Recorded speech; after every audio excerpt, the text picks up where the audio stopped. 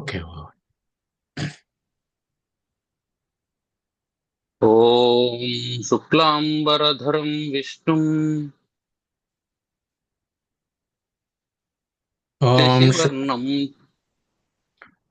ఓం శుక్లాంబరధరం విష్ణుం శశివర్ణం చతుర్భుజం శశివర్ణం చతుర్భుజం ప్రసన్నవదనం ధ్యాయేత్ ప్రసన్నవదనం ధ్యాయేత్ సర్వవిఘ్నోపశాంతయే.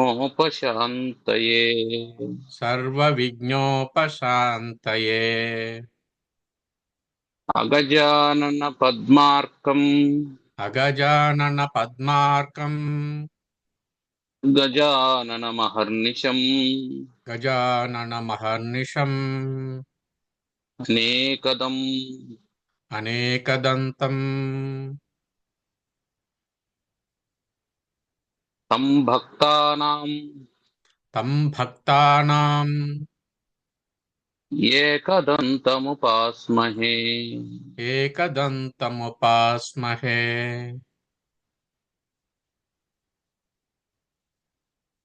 చాణక్యనీతి దర్పణంలో మనం ఇది వరకు చెప్పుకుంటూ మనం ఆలోచన చేసినటువంటి పనుల గురించి ఎక్కడ చెప్పకూడదు, పని పూర్తయ్యేంత వరకు అనేటువంటి మాట చెప్పుకున్నాం. అటు తర్వాత ఏం చెప్తున్నా అంటే, కష్టంచ ఖలు మూర్ఖత్వం కష్టం చ ఖలు మూర్ఖత్వం కష్టంచ ఖలు యౌవనం కష్టం చ ఖలు యౌవనం కష్టాత్ కష్టతరం చైవ కష్టాత్ కష్టతరం చైవ పరగేహ నివాసనం. పరగేహ నివాసనం.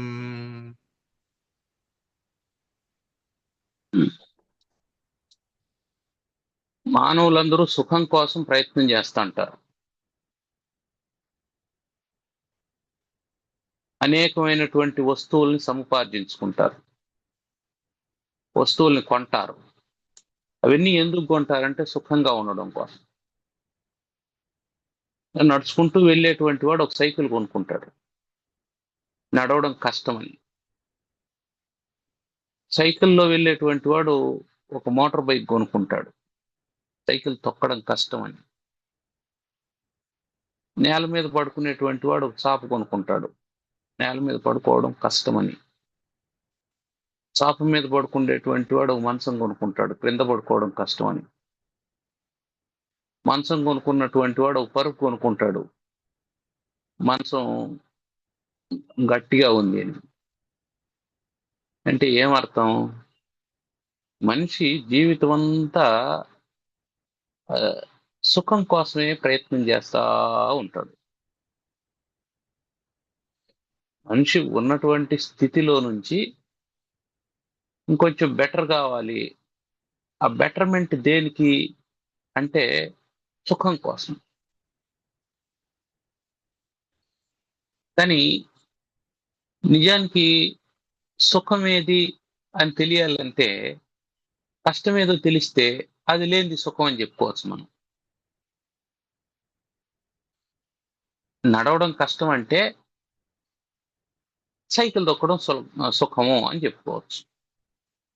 కాబట్టి ముందు కష్టం ఏదో తెలియాలి మనకు. ట్రబుల్ ఏదో తెలిసిందంటే ఆ ట్రబుల్ని పోగొట్టుకోవడం తెలుస్తుంది. కాబట్టి మొదట కష్టం గురించి ఏదో చెప్తున్నాడు, కష్టం ఏందో చెప్తున్నాడు. కష్టంచ ఖలు మూర్ఖత్వం. మూర్ఖత్వం చాలా కష్టమైనటువంటిది కదా. అన్నిటికంటే కష్టమైనటువంటిది ఏంటంటే మూర్ఖత్వం. మూర్ఖత్వం అంటే ఏమిటి? ఒకటి తనకు తెలియకపోవడం, రెండోది ఏమిటంటే ఎవరైనా చెబితే వినకపోవడం. దీన్ని మూర్ఖత్వం అంటారు. తనకు తెలియకపోవడం అజ్ఞానం. అది అందరికీ కామన్ గా ఉండేటువంటిదే. అందరికీ అన్ని తెలియాలని ఏం లేదు.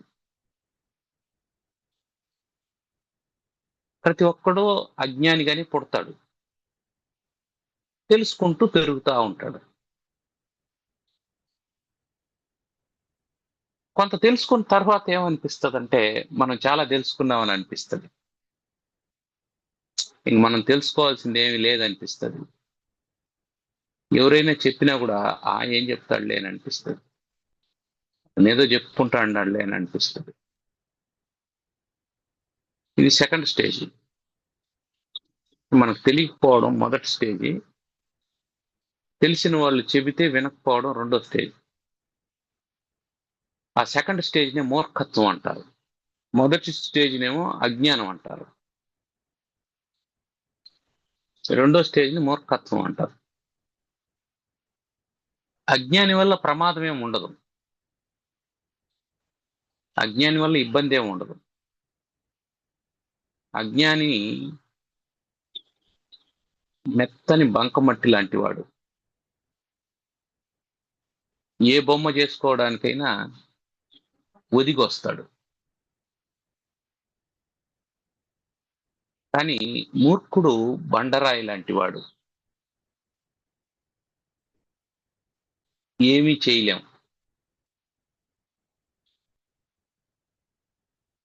అయితే సుత్తితో కొట్టి ఉలితో మలచి అంత కష్టపడితే కూడా ఒక్కోసారి ముక్కు పోవచ్చు, కన్ను పోవచ్చు, చెయ్యి పోవచ్చు, విరిగిపోవచ్చు, చెప్పలేం. మళ్ళీ దాన్ని అతికించను కూడా అతికించలేం. బంకమట్టితో చేసింది అయితే అతికించవచ్చు మళ్ళీ. ఇట్లా ఉంటది. కాబట్టి ఈ ప్రపంచంలో భరించలేనటువంటిది, అత్యంత కష్టమైనటువంటిది ఏంటి అంటే మూర్ఖత్వము.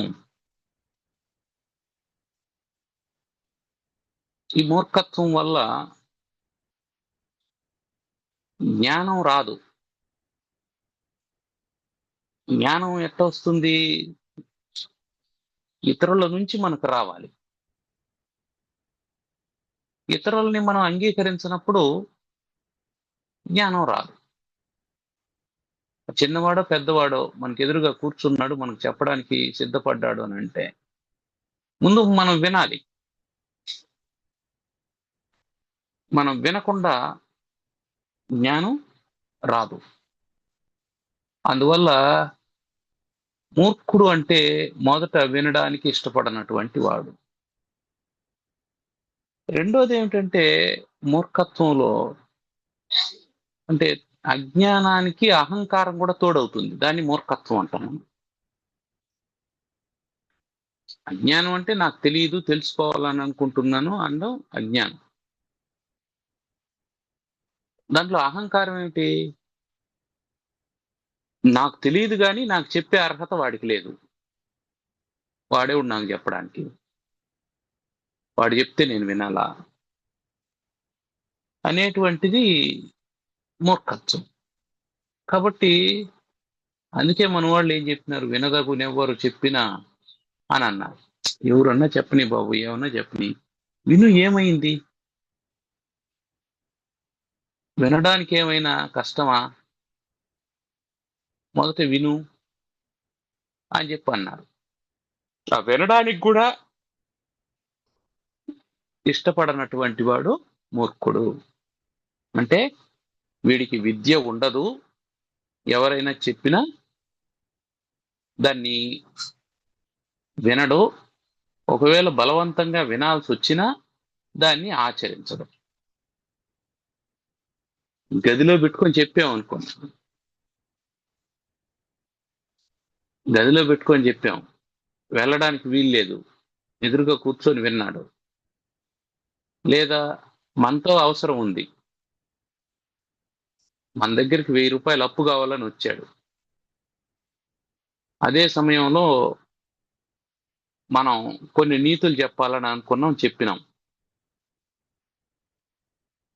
వాడి దృష్టి అంతా 1000 రూపాయలు తీసుకొని వెళ్ళిపోవడం మీద ఉంటుందే తప్ప ఆ మంచి మాటలు 4 వినాలనేసి ఏం ఉండదు. మనం ఏదో ఆత్మతృప్తి కోసం మనం చెప్తాం, మనం చెప్పలేదనకుండా. అది అక్కడ జరిగేటువంటిది. కాబట్టి అన్నిటికంటే కష్టమైంది ఏంటి ఈ ప్రపంచంలో అంటే మూర్ఖత్వం. తర్వాత కష్టంచ ఖలు యవ్వనం. ఇంకా కష్టమైనటువంటిది ఏమిటి అంటే జీవితంలో యవ్వనం చాలా కష్టమైనటువంటిది.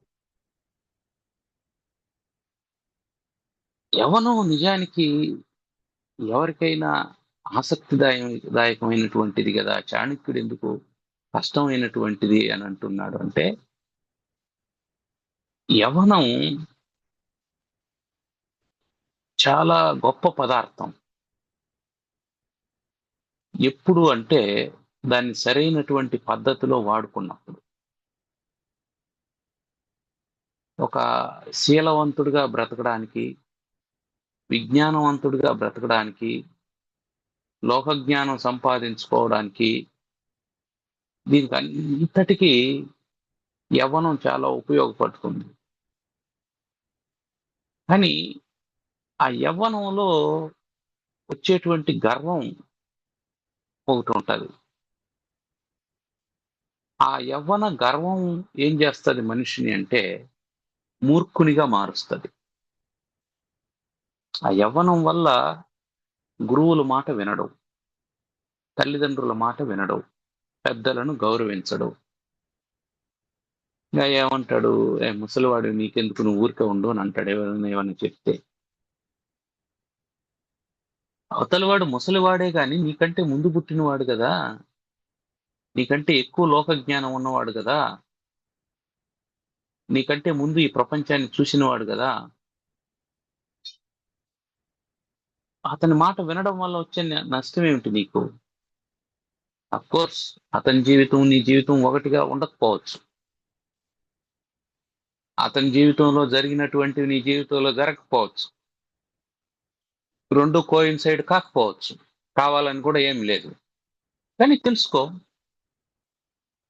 ఇట్లాంటి సమస్య వచ్చినప్పుడు ఫలానా వాళ్ళ జీవితంలో ఇట్లా జరిగినప్పుడు వాళ్ళు ఏం ఆలోచన చేశారు, అది మనకు సరిపోతుందా లేదా అని చెక్ చేసుకో. సరిపోవాలని కూడా ఏం లేదు. మళ్ళీ వాళ్ళు అట్లా చేశారు కాబట్టి మనం కూడా అట్లా చేయాలని ఏం లేదు.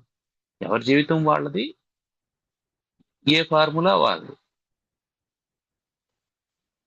అది యూనిక్ అన్నమాట. కామన్ ఫార్ములా అనేది ఎక్కడ ఉండదు. కామన్ ఫార్ములా అనేది ఏంటంటే ఒక యావరేజ్ లాంటిది అనమాట. ఒక యావరేజ్ లాంటిది. ఈ భారతదేశంలో మనిషి ఎంత పొడవు ఉంటాడు అంటే 5.6 ఉంటాడు అని చెప్పి అన్నారు అనుకోండి. ప్రతి ఒక్కడు 5.6 ఉంటాడని కాదు దాని అర్థం. 5.2 ఉన్నటువంటి వాడు భారతీయుడు కాదని కాదు దాని అర్థం. 6 ఫీట్ ఉండేటువంటి వాడు భారతీయుడు కాదని కాదు దాని అర్థం. యావరేజ్ అనేది ఒక పారామీటర్ అంతే. ఆ పారామీటర్ అనేది ఒక నిర్ధారణ కాదు, ఒక కామన్ ఫ్యాక్టర్ అంతే తప్ప అది నిర్ధారణ కాదు. కాబట్టి యవ్వనం అనేది శరీరంలో వచ్చేటువంటి మార్పుల్లో ఒక ప్రశస్తమైనటువంటి మార్పు. బాల్యం నుంచి యవ్వనంలోకి రావడం అనేది, అప్పుడు మానవుడు దృఢంగా తయారవుతాడు. ఇంద్రియాలన్నీ సమగ్రమైనటువంటి స్థితికి వస్తాయి. శరీరం సమగ్రమైనటువంటి పరిణామాన్ని పొంది ఉంటుంది. నిండుదనం ఉంటుంది. ఏ పనైనా చేయడానికి కావాల్సినటువంటి శక్తి సామర్థ్యాలు ఉంటాయి. అదెందుకు కష్టమైనటువంటిది అంటే, ఈ శక్తి మనిషిని పక్కదారి పట్టిస్తూ ఉంటుంది, పక్కకు లాగుతూ ఉంటుంది. అందువల్ల అది కష్టమైనటువంటిది అని చెప్తున్నారు. యవ్వనం అనేది ఏమిటంటే మంచి పొగరు మీద ఉన్నటువంటి గుర్రం లాంటిది. దాన్ని కళ్ళెం వేసి కంట్రోల్ చేయకపోతే అది విచ్చలవిడిగా పరుగులు తీస్తూ ఉంటుంది. ఇంద్రియాల ఆకర్షణకు బాగా లోనయ్యేటువంటి వయోస్థితి అది.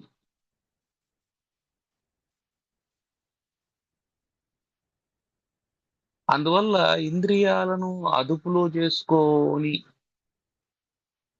ఏదైనా సాధించాలి అనుకున్నటువంటి వాళ్లకు యవ్వనం డిస్టర్బెన్స్ చేస్తూ ఉంటుంది. ఇక్కడ జరగాల్సింది ఏమిటి?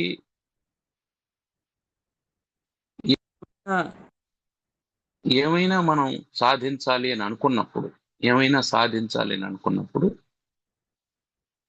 ఖచ్చితంగా మనం చేయాల్సిన పని ఏమిటి అంటే, మన మీద మనకు కొంత కంట్రోల్ ఉండాలి. మనల్ని మనం ఆ వస్తువుకు అనుకూలంగా మార్చుకోవాలి. ఏది సాధించాలనుకున్నామో దానికి అనుకూలంగా మార్చుకోవాలి. ఉదాహరణకి మనం ఆరోగ్యంగా తయారు కావాలి, దానికోసం యోగా చేయాలనుకున్నాం అనుకోండి. నేను 10 గంటలకు నిద్ర లేస్తాను, యోగా చేస్తానంటే కుదరదు. అది సాధించాలి అని అనుకున్నప్పుడు దానికి 5 గంటలకు నిద్ర లేయాలి అంటే 5 గంటలకు లేస్తేనే అది సాధించడానికి సాధ్యమవుతుంది. నేను న్యూస్ పేపర్ డిస్ట్రిబ్యూట్ చేస్తాను, డబ్బు సంపాదిస్తాను అని చెప్పి అన్నాం అనుకున్నాం. న్యూస్ పేపర్ ఎన్ని గంటలకు వేయాలి? పొద్దున్నే 5:30కో 6 లోపలనో న్యూస్ పేపర్ వేయాలి. నేను 10 గంటలకు న్యూస్ పేపర్ వేస్తానంటే ఎవడింట్లో ఉంటాడు? ఎవడ ఆఫీస్కి వాడు వెళ్ళిపోతాడు. వాడు ఎందుకు న్యూస్ పేపర్ వేయించుకుంటాడు నీ దగ్గర? కాబట్టి ఏదైనా నువ్వు సాధించాలి అని అంటే ముందు నిన్ను నువ్వు దానికి అనుకూలంగా అడ్జస్ట్ చేసుకోవాలి. నిన్ను నువ్వు అడ్జస్ట్ చేసుకోవాలి. అది నీకు అనుకూలంగా అడ్జస్ట్ కాదు. నువ్వు ఒక వస్తువుని పొందాలి అని అనుకున్నప్పుడు ఆ వస్తువుకు అనుకూలంగా నువ్వు మారాలి. ఉదాహరణకు నువ్వు ఇల్లు కొనాలనుకున్నావు అనుకో. ఇల్లు కొనాలి అని అనుకున్నావు అంటే ఆ కొనేటువంటి శక్తివంతుడుగా నువ్వు తయారు కావాలి. ఆ ఇల్లుని 50 లక్షలు చెప్పారు, నీ దగ్గర 10 లక్షలు ఉంది. ఇంటి ధర 10 లక్షలకు పడిపోదు. నువ్వు 50 లక్షలకు ఎగబరాకాలి. నువ్వు 50 లక్షలు నీ సామర్థ్యాన్ని 50 లక్షలకు నువ్వు పెంచుకుంటే ఇల్లు నీకు వస్తుంది. అంతేగాని ఇంటి యొక్క ధర 10 లక్షలకు పడిపోదు, అది రాదు. కాబట్టి ప్రపంచంలో ఏ వస్తువునైనా మనం పొందాలనుకున్నప్పుడు దాని స్థాయికి మన సామర్థ్యాన్ని పెంచుకుంటూ వెళ్ళాలి. దాని స్థాయికి మన సామర్థ్యాన్ని పెంచుకోవాలి అని అంటే మన మీద మనకు అదుపు ఉండాలి. మన ఇంద్రియాల మీద మనకు అదుపు ఉంటేనే సామర్థ్యం పెరుగుతుంది. మన దగ్గర 10 లక్షలు ఉంది, ఇల్లు కొనాలని అనుకున్నాం. ఈ 10 లక్షల్ని ఇన్వెస్ట్ చేసి దాన్ని 50 లక్షలుగా మారిస్తే మన సామర్థ్యం పెరిగింది, మనం ఇల్లు కొనుక్కుంటాం అనుకుందాం.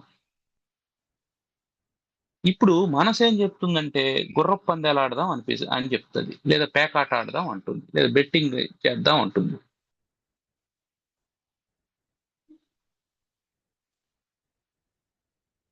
ఇప్పుడు మనసుని నువ్వు కంట్రోల్ చేస్తే ఆ 10 లక్షలైనా మిగులుతుంది. లేదంటే ఆ 10 లక్షలు పోయి ఇంకో 20 లక్షలు 30 లక్షలు అప్పు అయిపోయే ప్రమాదం కూడా ఉంటుంది. అంటే ఏమర్థం?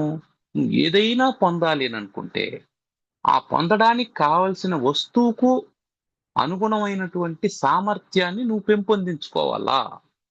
అలా నువ్వు పెంపొందించుకోవాలంటే, నువ్వు సమర్థవంతుడివి కావాలంటే, నీకు సామర్థ్యం పెరగాలంటే నీ ఇంద్రియాల మీద నీకు అదుపు ఉండాలా.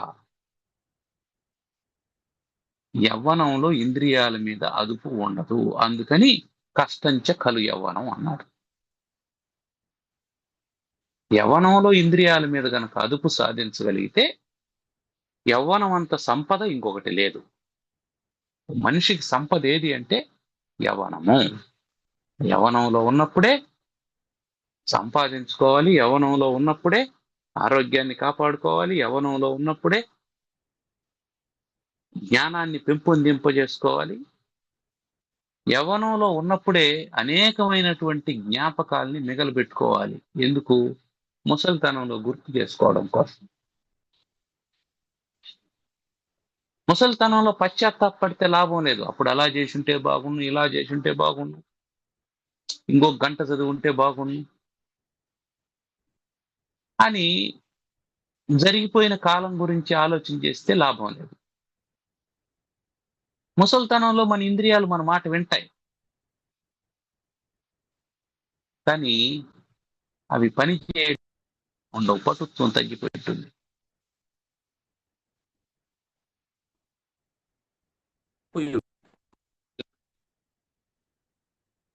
ఎందుకు తగ్గిపోతుంది పటుత్వం? శరీరం అవుతుంది కాబట్టి, శరీరం పరిణామానికి లోనవుతుంది కాబట్టి పటుత్వం తగ్గిపోతుంది. ఆ పటుత్వం తగ్గిపోయినప్పుడు మనం ఏమి సాధించలేం. ఇప్పుడు ఎవరైనా చెబితే మహాభారతం విందాం లేదా రామాయణం విందాం అని 80 ఏళ్ల వయసులో అనిపించింది అనుకోండి, ఎవడో ఒకడు కూడా చెప్తాడు అనుకున్నాం, నీ చెవి వినిపించదే.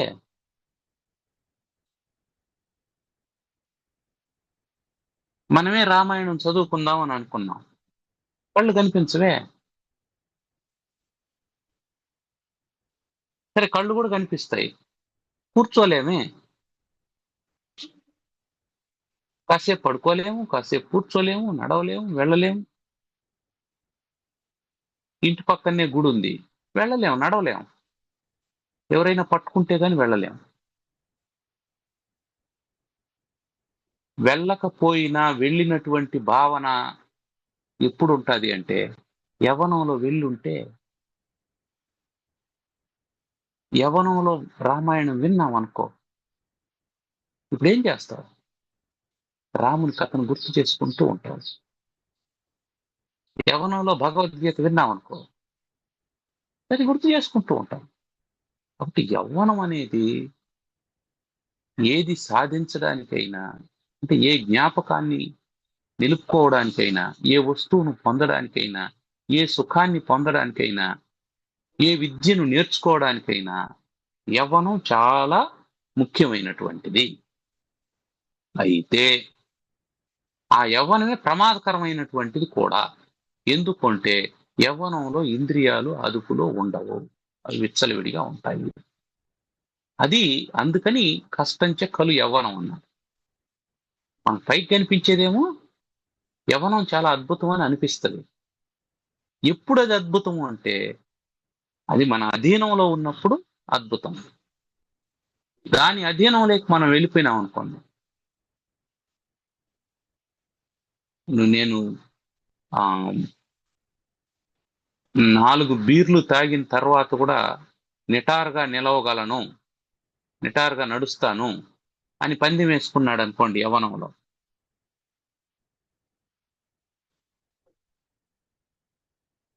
నేను 25 ఇడ్లీలు ఆపకుండా తినగలను అని యవ్వనంలో పందెం వేసుకున్నాడు అనుకోండి. ఇవన్నీ దేనికి సంబంధించినవి? ఇంద్రియ లౌల్యానికి సంబంధించినవి. ఆ ఇంద్రియ లౌల్యం వల్ల ఏమవుతుంది? ఆ యవ్వనంలో పరిపుష్టంగా ఉండాల్సినటువంటి శరీరం, ఆరోగ్యంగా ఉండాల్సినటువంటి శరీరం నశించిపోతుంది, డ్యామేజ్ అవుతుంది. ఈ డ్యామేజ్ ఎందువల్ల జరుగుతుంది? మూర్ఖత్వం. కష్టంచ కలు మూర్ఖత్వం. ఈ యవ్వనంలో గనక మూర్ఖత్వం కూడా జాయిన్ అయింది అనుకోండి, ఇంకా చూసే పని లేదు. మూర్ఖత్వమే డేంజరు, యవ్వనం ఒక డేంజరు, రెండు కలిస్తే ఇంకా డేంజరు. కష్టాత్ కష్టతరం చైవ పరగేహ నివాసనం. కష్టాల్లో కంటే కష్టమైనటువంటిది ఏంది అంటే పరగేహ నివాసనం. ఇతరుల ఇంట్లో నివసించడం. ఇతరుల ఇంట్లో నివసించడం అంటే ఏంది అర్థం? మనం ఇందాక అనుకున్నామే అది. ఇతరుల ఇంట్లో నివసిస్తున్నామంటే వాళ్ళకు మనం ట్యూన్ కావాలి. వాళ్ళ ఇంట్లో అందరూ పొద్దున్నే 5:30కి లేస్తారు అనుకుందాం. మనకు 7 దాకా పడుకునే అలవాటు ఉంటే కుదరదు.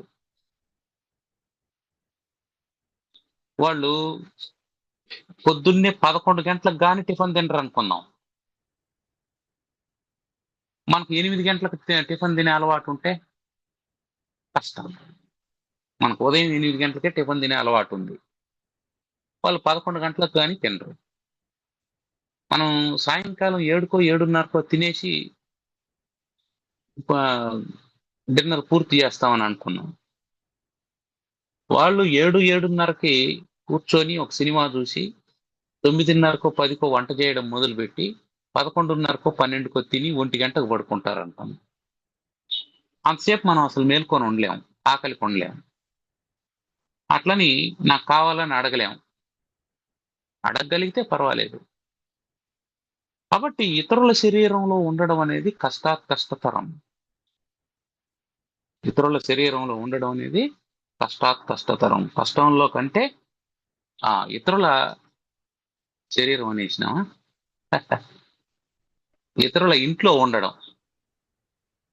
ఇతరుల ఇంట్లో ఉండడం అని శరీరం అనేది ఎందుకు వచ్చిందంటే మన శరీరం కూడా ఇతరుల ఇల్లే కదా అనేటువంటి ఒక ఆలోచన వచ్చి అందువల్ల ఇతరుల శరీరంలో ఉండడం అనేసి వచ్చింది. సరే, అది వేరే విషయం అనుకుందాం. మన శరీరం కూడా వేరే వాళ్ళ ఇల్లే. కాకపోతే మనకేం చేసినారంటే అని బాడుక్కిచ్చినారు. మనం ఏం చేయాలా?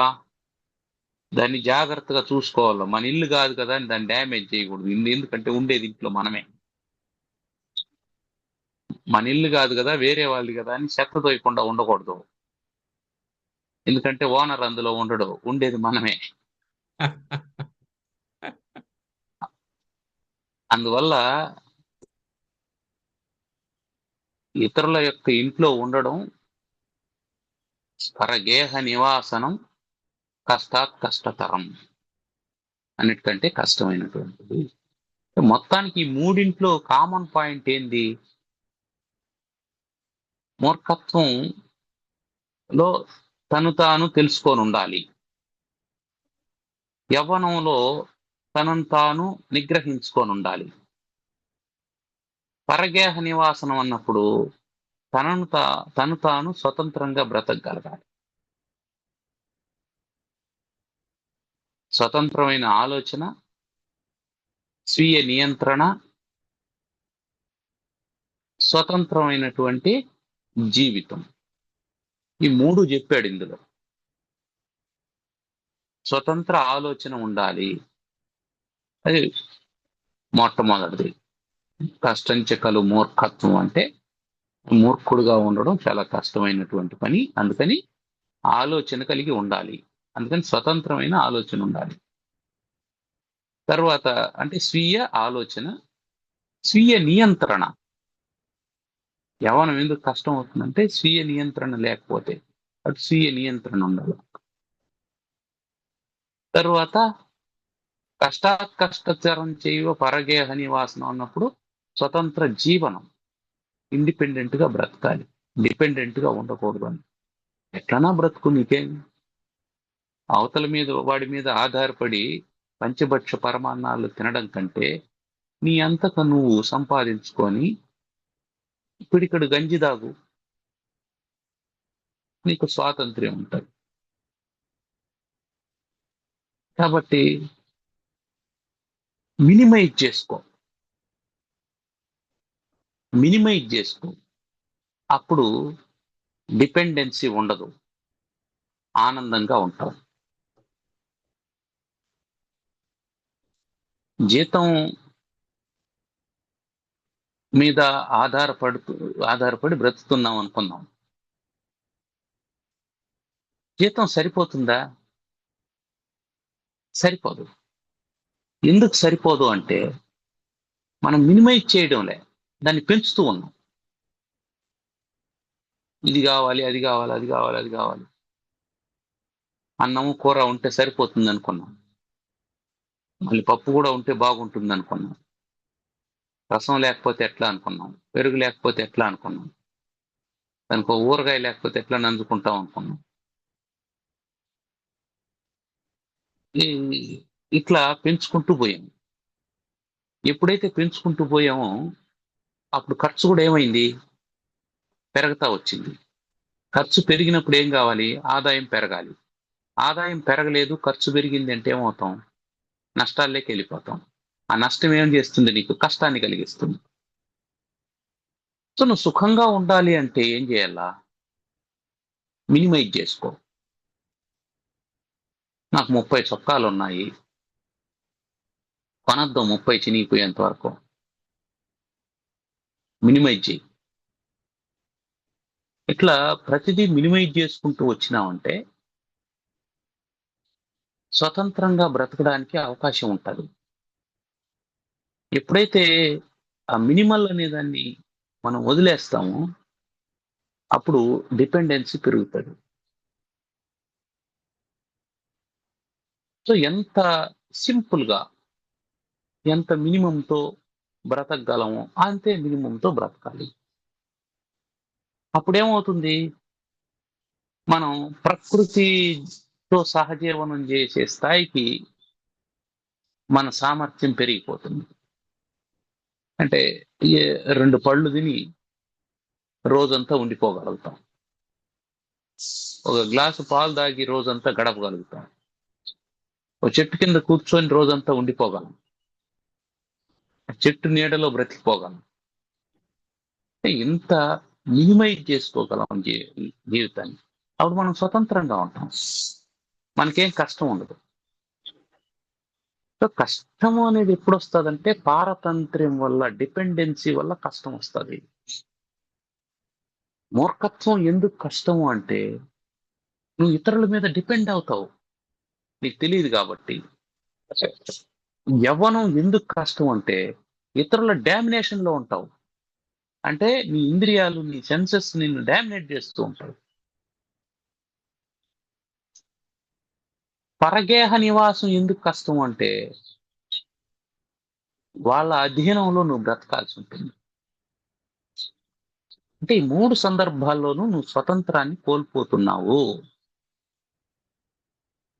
కాబట్టి స్వతంత్రాన్ని కోల్పోయినప్పుడు నువ్వు సుఖంగా ఎలా బ్రతకగలుగుతావు? సుఖం అంటే స్వతంత్రమే సుఖం.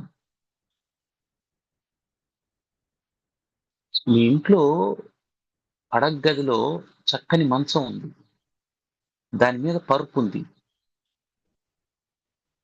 మీకు నిద్ర వస్తా ఉంది. మీ అంతకు మీరు వెళ్ళి పడుకోగలిగితే మీకు సుఖంగా ఉంటుంది. మీరు పడుకోవడానికి ఎవరైనా పర్మిషన్ ఇవ్వాలనుకోండి,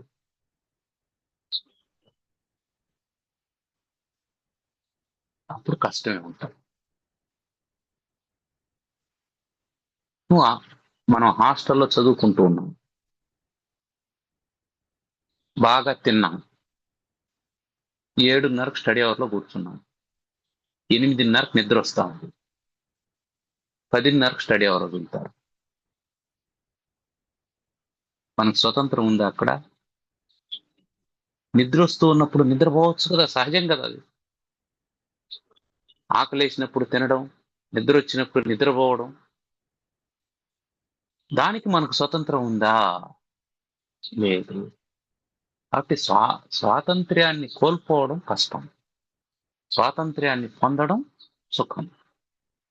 కాబట్టి స్వాతంత్ర్యం అనేది ఎక్కడ నుంచి మొదలవుతుంది అంటే మన జ్ఞానం నుంచి మొదలవుతుంది.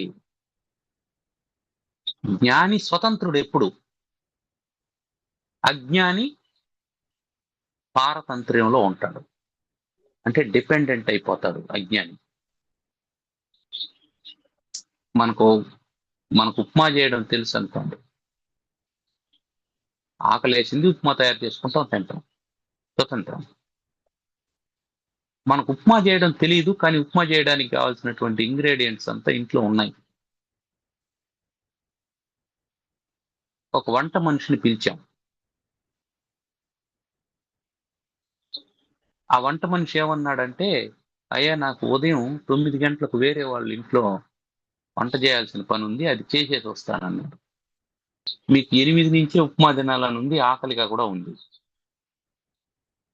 9 అయింది, అతను అవతల ఇంట్లో వంట మొదలు పెట్టాడు. 10 అయింది పూర్తయ్యేటప్పటికి. వచ్చాడు, వచ్చేటప్పటికి 10:30 అయింది. వంట మొదలు పెట్టేటప్పటికి 11 అయింది. మీరు తినేటప్పటికి 12 అయింది. ఆకలి దంచేసింది. 8 నుంచి 12 దాకా 4 గంటల సేపు ఆకలిని భరించాలంటే మామూలు విషయం కాదు. ఇంత కష్టం ఎందుకు వచ్చింది? లేక కాదు, చేసుకునే తెలివి లేక.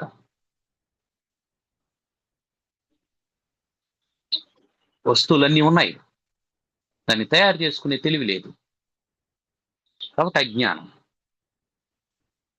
అజ్ఞానం నిన్ను ఆధారపడేటట్టు చేస్తుంది. అందువల్ల ఏం చేయాలా? జ్ఞానాన్ని సంపాదించుకోవాలా. పరగేహ నివాసనం అన్నప్పుడు ఇతరుల ఇంట్లో పోయి ఎందుకుంటావు? ఎందుకుంటావు ఇతరుల ఇంట్లో? నీకు ఇల్లు లేదు కాబట్టి, అంతే కదా. నీకు ఇల్లు లేదు కాబట్టి వేరే వాళ్ళ ఇంట్లో ఉన్నావు. నువ్వు ఇల్లు సంపాదించుకోవాలి. సంపాదించుకోవాలి, జ్ఞానాన్ని సంపాదించుకోవాలి, సంపాదనను సంపాదించుకోవాలి. ఈ జ్ఞానానికి సంపదకు మధ్యలో డిస్టర్బెన్స్ కలుగజేసేది ఏం తెలుసా? యవ్వనం. జ్ఞానాన్ని సంపాదించుకోవాలి అంటే వాడు చూడు, చిన్నప్పుడు చాలా బుద్ధిగా కూర్చొని గురువు చెప్పేదంతా నోట్స్ రాసుకొని శ్రద్ధగా వింటాడు. అందుకే యవ్వనం రాకముందే చదువు చెప్తారు. యవ్వనం వచ్చిన తర్వాత వాడు వినడు. అంటే జ్ఞానానికి వాడు సిద్ధంగా లేడు. ఇప్పుడు దేనికి సిద్ధంగా ఉంటాడు? సంపాదనకు సిద్ధంగా ఉంటాడు. సంపాదనతో పాటు ప్యారలల్ గా వాడికి ఏం పుడుతుందంటే దాన్ని అనుభవించాలి అనేటువంటి కోరిక పుడుతుంది. ఆ కోరిక వాడి అదుపులో ఉంటే ఆ సంపాదనను సులభంగా సంపాదిస్తాడు, తనకు కావలసినటువంటి సుఖాన్ని పొందుతాడు, దాన్ని చాలా కాలం పాటు లీడ్ చేయగలుగుతాడు. అదే విధంగా ఎప్పుడైతే యవ్వనం విజృంభిస్తుందో, నేను సంపాదిస్తున్నాను కాబట్టి ఏమైనా చేయొచ్చు, నేనే కదా సంపాదించేది, నేను తాగితే తప్పే ఉంది అని అన్నాడు అనుకోండి. నేను సంపాదిస్తున్నాను కాబట్టి తిరిగితే తప్పే ఉంది, నేను సంపాదిస్తున్నాను కాబట్టి పేకాడితే తప్పే ఉంది, నా ఇష్టం నా సొమ్ము అన్నాడు అనుకోండి. ఇప్పుడు సంపద ఏమవుతుంది? పోతుంది. అప్పుడు పరగేహ నివాసనం ఏర్పడుతుంది. కాబట్టి ఈ మొత్తానికి కారణం ఏమిటి అంటే మన ఆలోచన విధానం. స్వతంత్రంగా ఉండడానికి నీ ఆలోచన విధానమే కారణం అవుతుంది. నువ్వు స్వతంత్రంగా ఉండాలి అనుకుంటే నీ ఆలోచనని మార్చుకోవాలి. నీ ఆలోచనని మార్చుకోవాలి, అప్పుడు స్వతంత్రంగా ఉండగలుగుతావు. తర్వాత శైలే శైలే చ మాణిక్యం. శైలే శైలే చ మాణిక్యం. ఆహా, అట్లా కాదు. శైలే శైలే న మాణిక్యం, నా ఉండాల. శైలే శైలేన మాణిక్యం.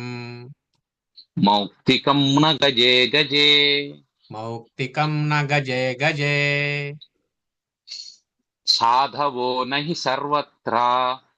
సాధవో నహి సర్వత్ర. చందనం న వనే వనే. చందనం న వనే వనే. శైలే శైలే. శైలే అంటే శైలమునందు, శైలము అంటే పర్వతం. శైలే శైలే అంటే ప్రతి పర్వతములోను అని అర్థం. నా మాణిక్యం, మాణిక్యాలు ఉండవు.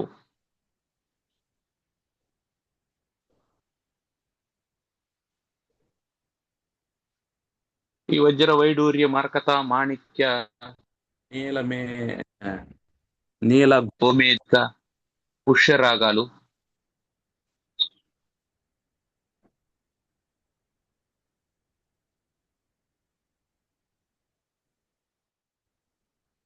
పర్వతంలో దొరికేటువంటివి, అంటే రాళ్లలో గనుల్లో దొరికేటువంటివి ఇవన్నీ గనుల్లో దొరికేటువంటివి. అయితే ఈ మాణిక్యం ప్రతి పర్వతంలోనూ ఉండదు, అన్ని చోట్ల ఉండదు, ఎక్కడో ఒక చోట ఉంటుంది. అదే విధంగా మౌక్తికం అంటే ముత్యం. ముత్యాలు ఏనుగు యొక్క కుంభస్థలంలో ఉంటాయని ఒక మాట ఉంది. ఏనుగు కుంభస్థలంలో ముత్యాలు ఉంటాయి. అయితే ప్రతి ఏనుగులోనూ ఉండవు.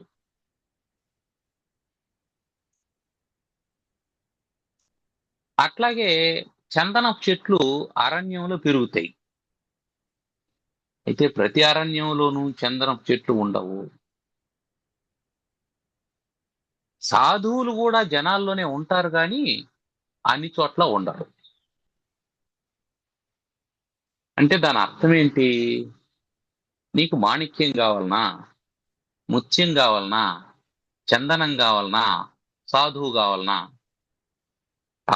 అనుకున్నప్పుడు అది ఉన్న చోటికి నువ్వు వెళ్ళాలి అని అర్థం. అన్ని చోట్ల ఉండదు అని. అన్ని చోట్ల ఉండదు. నేను ఇక్కడున్నాను, ఇక్కడ లేదే, ఇక్కడ ఎవడు మంచోడు లేదే అని నువ్వు అనుకోకూడదు. మంచోడు ఉండే చోటకి నువ్వు పోవాలంతే.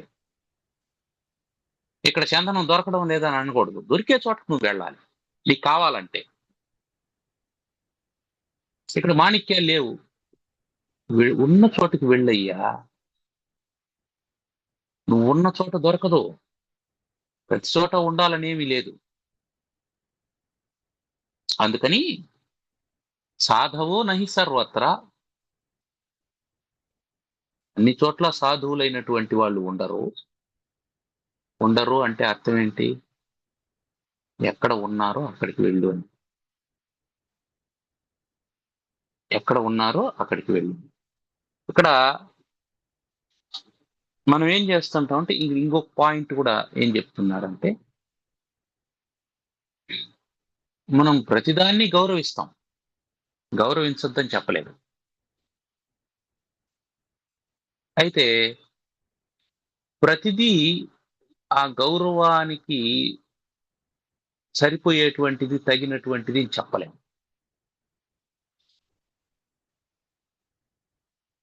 శైలం అంటే పర్వతం, శిలలతో కూడినటువంటిది శైలం, పర్వతం. పర్వతం అనేది కామనే, దాంట్లో మాణిక్యాలు ఉండడం క్వాలిటీ. ఏనుగు అనేది కామనే, దాంట్లో ముత్యాలు ఉండడం క్వాలిటీ. వనం అనేది కామన్, దాంట్లో చందనం ఉండడం క్వాలిటీ. నువ్వు కామన్ పాయింట్ ని బేస్ చేసుకొని నేను గౌరవిస్తాను అంటే ఎవరికి ఏమి అబ్జెక్షన్ లేదు, కానీ క్వాలిటీని కూడా చూసుకో, అది చెప్పడం. ఇక్కడ నువ్వు క్వాలిటీని గుర్తించడం కోసం చెప్తున్నాడు. ఇవి శైలేన మాణిక్యం అంటే అర్థం ఏంటంటే, పర్వతాలన్నీ అన్ని కామన్ గా ఉన్నాయి కదా, అన్ని పర్వతమే కదా. హిమాలయ పర్వతమే, వింధ్యసాత్పుర పర్వతమే, శేషాచలము పర్వతమే కాదని ఎవరన్నారు? హిమాలయాల్లో వెంకటేశ్వరుడు లేడు, శేషాచలంలో మంచు లేదు. కాబట్టి అక్కడ వేరే ఉంటుంది, ఇక్కడ వేరే ఉంటుంది. ఈ క్వాలిటీని చూడాలి అని చెప్పడం కోసం ఎన్ని చెప్తున్నారు. కాబట్టి అన్ని చోట్ల మనుషులు ఉన్నారు. సాధవో నహి సర్వత్రా, సాధువు అంటే మరాఠీ భాషలో సా అంటే 6 అని అర్థం.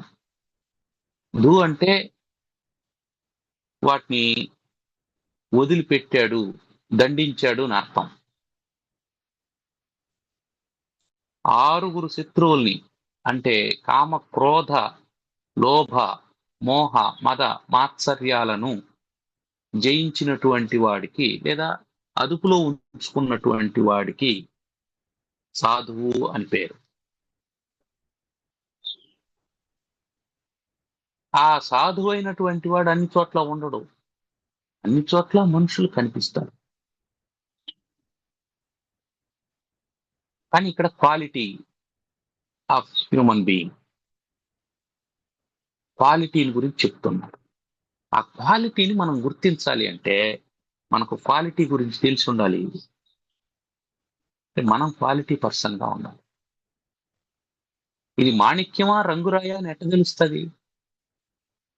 ఇది ప్లాస్టిక్ పూసా లేకపోతే ముత్యమా అని ఎట్లా తెలుస్తుంది? దాని గురించినటువంటి జ్ఞానం ఉంటేనే తెలుస్తుంది. ఇది మామూలు కొయ్య చందనం కొయ్య అని ఎలా తెలుస్తుంది?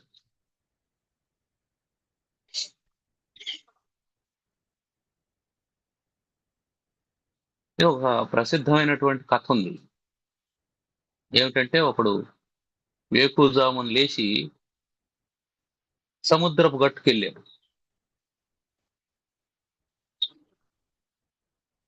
వెళ్ళాడు, అక్కడ కూర్చున్నాడు. చెయ్యట పెడితే అక్కడ కొన్ని గులకరాళ్ళలాగా చేతికి తగిలి వాటిని ఒక్కొక్క దాన్ని తీసి నీళ్ళల్లోకి విసురుతూ ఉన్నాడు. విసురుతూ ఉంటే అతను గమనించలేదు, విసురుకుంటూ ఉన్నాడు. అప్పుడొకటి అప్పుడొకటి. కాసేపటి సూర్యోదయం. ఆ విసిరినటువంటి రాయి మెరుస్తూ పోతూ ఉంది సూర్యకాంతి పడేటప్పటికి.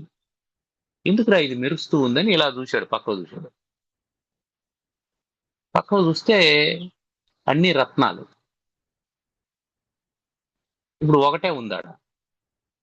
అరే ఎంతసేపు మనం వేసింది రత్నాలా? ఎంత దూరం వేస్తాం చూద్దామని బాగా దూరంగా విసిరాడు. ఇప్పుడు దొరకలేదేవి. అంటే క్వాలిటీ గురించి నీకు తెలియదు, అజ్ఞానం, అది ఉపయోగపడుతుందని తెలియదు. కాబట్టి ఇక్కడ క్వాలిటీని ఐడెంటిఫై చేయాలి అనేటువంటి మాట చెప్పడం కోసం శైలే శైలే నా మాణిక్యం. ప్రతి కొండలోనూ మాణిక్యం ఉండదు. ఏ కొండలో మాణిక్యం ఉంటుందో అది శ్రేష్టమైనటువంటిది అని గుర్తుపెట్టుకోవాలి. అంటే ప్రతి ఒక్కరిలోనూ జ్ఞానం ఉంటుందని అనుకోకూడదు. ఎవరిలో జ్ఞానం ఉంటుందో వాడు గొప్పవాడు. ఎవడు సాధువో వాడు గొప్పవాడు, ఎవడు జ్ఞానవంతుడో వాడు గొప్పవాడు. కాబట్టి అన్ని చోట్ల సాధువు ఉండడు అంటే అర్థం ఏమిటంటే సాధువు ఉండే చోటకు నువ్వు వెళ్ళు అని. సాధువు ఉండే చోటకు నువ్వు వెళ్ళు. లేడు కదా, ఇక్కడ లేడు కదా, ఇక్కడ లేడని ఇక్కడే ఉండిపోవద్దు. నిర్ణయం చేయమంటావు ఇక్కడ ఎవరు లేరు అని అంటారు. నిన్ను నడిపించగలిగినటువంటి వాడు ఎక్కడ ఉంటాడో, నీకు జ్ఞానాన్ని ప్రసాదించేటువంటి వాడు ఎక్కడ ఉంటాడో అది నీ డెస్టినేషన్ గా నిర్ధారించుకో. అక్కడికి నువ్వు చేరు. ఏ పర్వతంలో మాణిక్యం ఉంటుందో అది నీ డెస్టినేషన్. ఏ వనంలో చందనం ఉంటుందో అది నీ డెస్టినేషన్. ఏ ఏనుగులో ముత్యం ఉంటుందో అది నీ డెస్టినేషన్. ఎక్కడ మహాత్ముడు ఉంటాడో అది నీ destination. So go far searching the quality. అంతేగాని నేను ఇక్కడున్నాను ఇదేం జరగడం లేదు అని అనుకోకూడదు. ఇంకొక విషయం ఏమిటంటే శ్రేష్టమైనటువంటి వస్తువులు, మాణిక్యం శ్రేష్టమైందా, ముత్యం శ్రేష్టమైందా, చందనం శ్రేష్టమైంది. అన్ని రాళ్లల్లోకి మాణిక్యం శ్రేష్టమైంది. మౌక్తికం అంటే ముత్యం. ఇది ఎక్కడ దొరుకుతుంది? సముద్రంలో. సముద్రంలో దొరికేటువంటి వాటిలన్నింటిలోకి ముత్యం శ్రేష్టమైనటువంటిది. అన్ని కర్రల్లోకి, అన్ని రకాల కొయ్యల్లోకి చందనం శ్రేష్టమైనటువంటిది. అందరు మనుషుల్లోకి సాధువు శ్రేష్టమైనటువంటి వాడు అని చెప్తున్నాడు. కాబట్టి శ్రేష్టత్వం అనేది ఎట్లొచ్చింది అంటే దాని లక్షణాన్ని బట్టి వచ్చింది. కాబట్టి నీ లక్షణాన్ని శ్రేష్టత్వంగా మార్చుకో. నీ లక్షణాన్ని మార్చుకున్నావంటే శ్రేష్టం అయిపోతావు.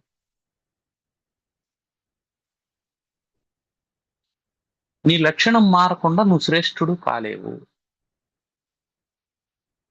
నీ లక్షణాన్ని మార్చాలి అంటే ఎవరి వల్ల అవుతుంది?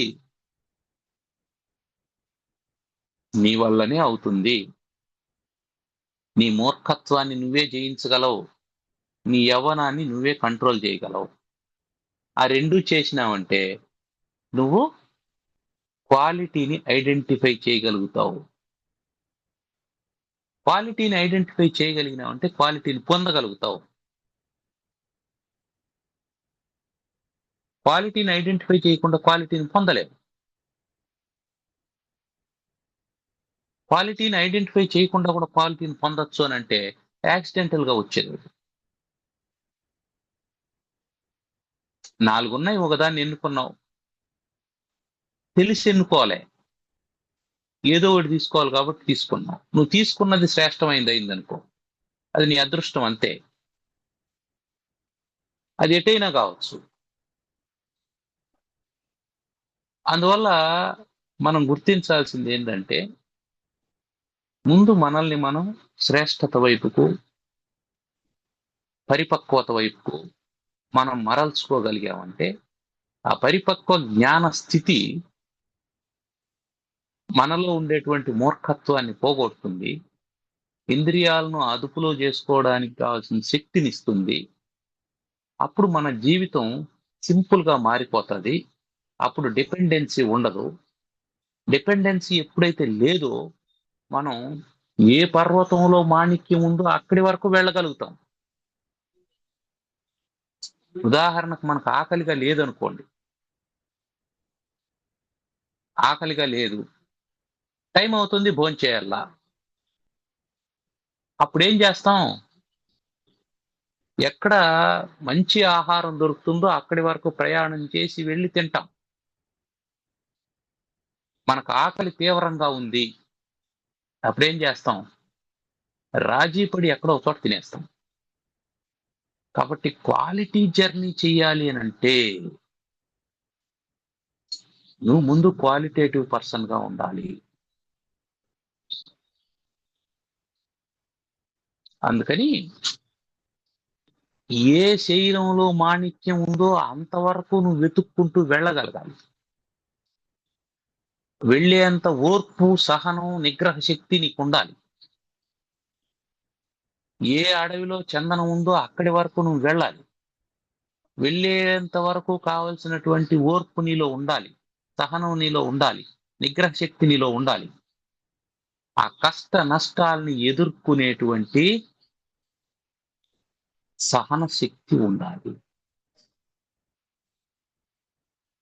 కాబట్టి సాధువుల్ని నువ్వు వెతుక్కుంటూ వెళ్ళాలి. వాళ్ళు దొరికేంత వరకు వెతకాలి. ఎందుకు అంటే ఇవన్నీ క్వాలిటీ మెటీరియల్స్. నువ్వు క్వాలిటీ మెటీరియల్స్ పొందినావంటేనే నువ్వు క్వాలిటీతో ఉంటావు. క్వాలిటీ థాట్స్ ఉండాలి, క్వాలిటీ వర్క్స్ ఉండాలి,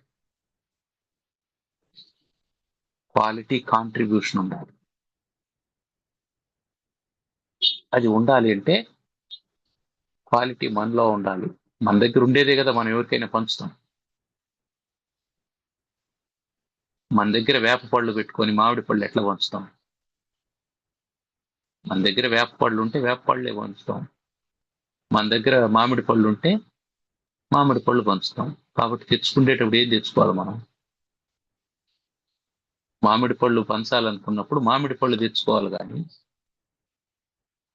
ముష్టికాయలు తెచ్చి ముష్టికాయలు తెచ్చి నేను మామిడి పళ్ళు పంచుతానంటే ఎట్లా సాధ్యం?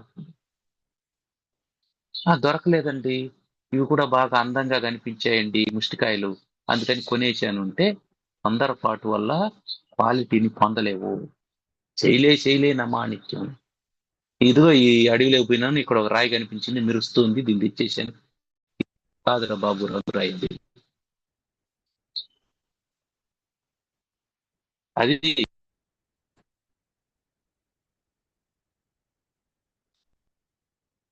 కాబట్టి క్వాలిటీ ఎక్కడ దొరుకుతుందో అక్కడ వరకు ఉండాలి.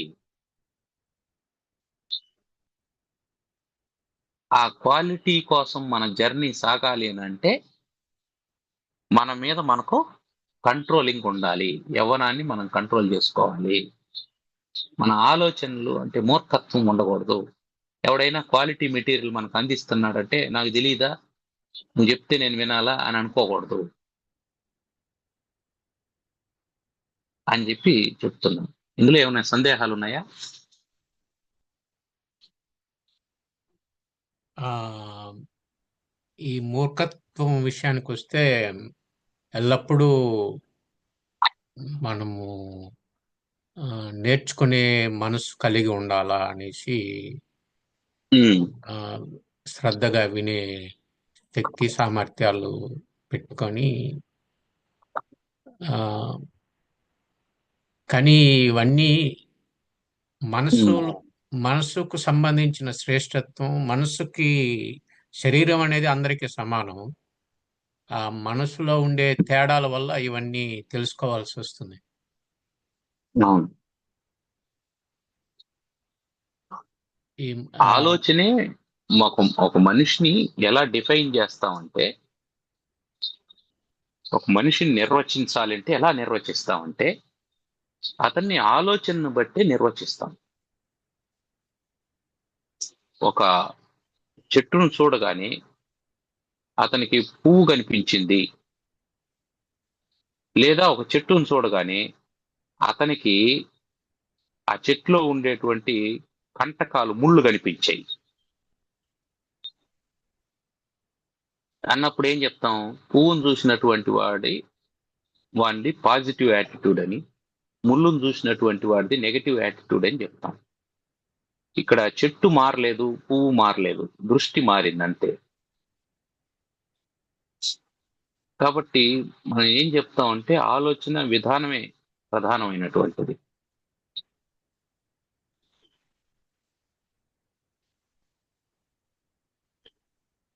సో ఆ, మనము యవనం నుంచే వచ్చాము. ఆ, ఉమ్, ఇప్పుడున్న యువకులు గురించి తెలుస్తుంది. ఆ, ఉమ్, ఆ, యవ్వనం ఆ, చాలా ఆకర్షణలు ఇప్పుడు ఎక్కువగానే ఉన్నాయి ఇంతకు ముందుతో ఉమ్, పోలిస్తే. ఉమ్, అటువంటి ఆకర్షణలు ఉమ్, పెరగడం వలన ఉమ్. నష్టమే జరుగుతా ఉంది, కానీ అభివృద్ధి అని ఎలా అనుకోగలం? రెండూ ఉంటాయి ఎప్పుడైనా సరే. ఇప్పుడు ఒక సెల్ ఫోన్ ఉంది. ఈ సెల్ ఫోన్ ని చదువు నేర్చుకోవడానికి వాడచ్చు. ఒక బెట్టింగ్ యాప్ డౌన్లోడ్ చేసుకొని బెట్టింగ్ కూడా వాడచ్చు. అంటే వస్తువుని ఎలా వాడుతున్నాము అనే సంస్కారాన్ని బట్టి అది మనకు ఉపయోగపడుతుందా లేదా అనేది చెప్తాం. తయారు చేసినటువంటి వాడు నిన్ను నాశనం చేయాలని తయారు చేయడు. బేసిక్ పాయింట్ అది. వా- తయారు చేసినటువంటి వాడు మంచి కోసమే తయారు చేస్తాడు. దాంట్లో నీ మీద నీకు కంట్రోల్ లేకపోవడం వల్ల, అంటే యవ్వనం వల్ల, ఇంద్రియ నిగ్రహం లేకపోవడం వల్ల నువ్వు దాన్ని నెగిటివ్ లేకి వాడుకుంటున్నావు. It is not the mistake of manufacturer, it is the mistake of user. అతను యూజర్ మాన్యువల్ ఎట్లా ఇస్తాడు? దేనికి సంబంధించి ఇస్తాడు యూజర్ మాన్యువల్? ఆ డివైజ్ కు సంబంధించినటువంటి యూజర్ మాన్యువల్ అతను ఇస్తాడు. ఆ డివైజ్ ని నువ్వు ఏ రకమైనటువంటి ఆలోచనతో వాడతావని నీ ఆలోచనకు సంబంధించినటువంటి యూజర్ మాన్యువల్ అతడు ఇవ్వడు. ఇది గుర్తుపెట్టుకోవాలి. బెట్టింగ్ యాప్ తయారు చేసిన వాడు మూర్ఖుడు. సరే, మూర్ఖుడు కాదు, తయారు చేసిన వాడు ఆ ఆ ప్రతి పర్వతం లాంటి వాడు. మనం శ్రేష్టత్వాన్ని ఎంచుకోవడం అంతే అనేది అంతే. అంటే రాళ్ళుండే పర్వతాలు కూడా ఉంటాయి, ఒట్టి రాళ్ళుండే పర్వతాలు కూడా ఉంటాయి. దాన్ని వదిలిపెట్టేసి మనం రత్నాలు ఉండే పర్వతంలోకి ప్రయాణం చేయాలి. దీని ఆకర్షణకు లొంగిపోయినామంటే ఇక్కడే ఉండిపోతాం, నాశనం అయిపోతాం. కాబట్టి మనం లైఫ్ జర్నీ చేసేటప్పుడు చాలా మంది తారసపడుతూ ఉంటారు. అయితే వాళ్ళతో కనిపించిన ప్రతి ఒక్కరితో మనం స్నేహం చేయాలనుకోవడం కాదు. ఎవడు సాధువో వాడిని వెతుక్కుంటూ వెళ్ళాలి. వెతుక్కుంటూ వెళ్ళి వానితో సహవాసం చేశామంటే మనం గొప్పవాళ్ళం. అది జరగాలంటే ఏం చేయాలంటే మనలో క్వాలిటీ ఉండాలి. మన క్వాలిటీ కావాలనేటువంటి థాట్ ఉండాలి. క్వాలిటీ ఏదో కూడా తెలిసి ఉండాలి. అప్పుడే మనం క్వాలిటీ వస్తువుని ఎంచుకోగలుగుతాం.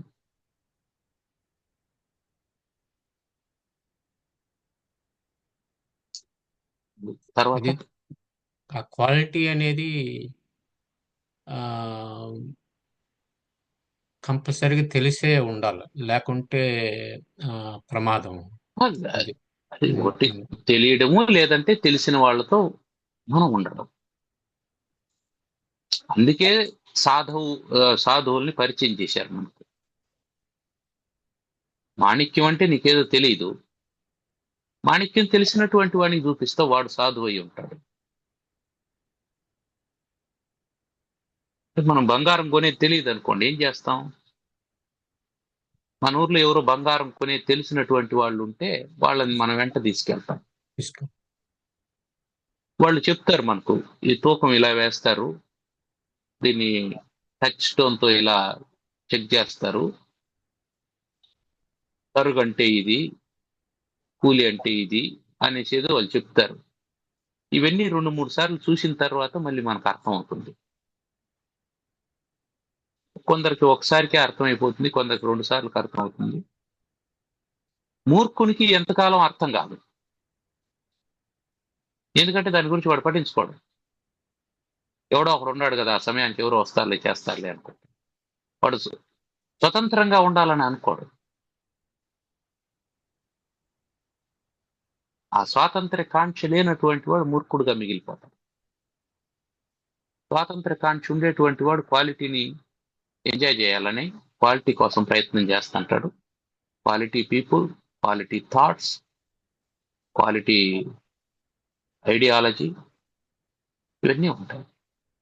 క్వాలిటీ కాంట్రిబ్యూషన్ ఉంటుంది. కన్క్లూడ్ చేద్దాం. ఉమ్. ఓం సర్వమంగళమాంగళ్యే శివే సర్వార్థ సాధికే శరణ్యే త్ర్యంబకే గౌరీ నారాయణి నమోస్తుతే. ఓం స్వస్తి ప్రజాభ్యః పరిపాలయంతాం న్యాయేణ మార్గేణ మహీం మహీషాః గోబ్రాహ్మణేభ్యः శుభమస్తు నిత్యం. లోకాः సమస్తాः సుఖినో భవంతు. ఓం శాంతి శాంతి శాంతి. ధన్యవాదాలు. ధన్యవాదాలు. నమస్కారం.